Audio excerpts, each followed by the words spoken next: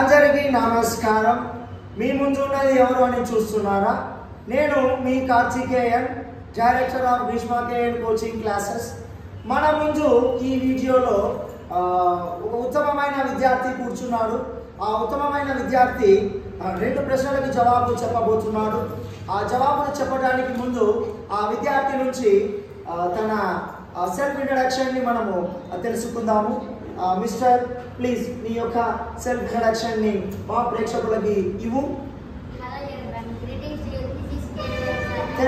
తెలుగులో మాతృభాషలో మనం చెప్పాలి. అందరికీ నమస్కారం.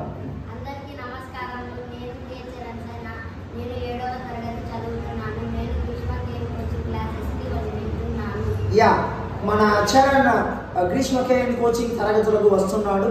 అందులో ఒక భాగమే ఈ వీడియో సెషన్. అందరూ సిద్ధంగా ఉండండి. సిద్ధమేనా మిస్టర్ చరణ్?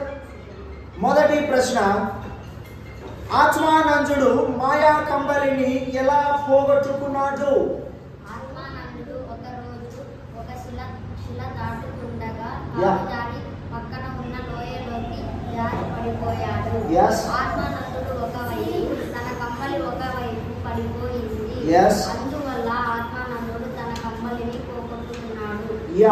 సో లోయను ఏదో దాటే సమయంలో లోయలో కంబలి పడిపోయిందంట, అందుకే ఆత్మానందుడు పోగొట్టుకున్నాడంట. ఓకే, దాని చివరి ప్రశ్న, చిల్లర వ్యాపారి కంబలిని ఎవరికి అమ్మాడు? అప్పుడేమైంది? చిల్లర వ్యాపారి ఒక ముసలి బిచ్చగాడికి అమ్మాడు. ఆ ముసలి బిచ్చగాడు కంబలిని కప్పుకుంటే మాయమైపోయాడు. ధన్యవాదాలు. ముసలి బిచ్చగాడికి అమ్మితే ఆ బిచ్చగాడు కంబలిని కప్పుకున్నప్పుడు తను మాయమైపోయాడంట, ఎస్కేప్ అయిపోయాడు. So this is the funniest story.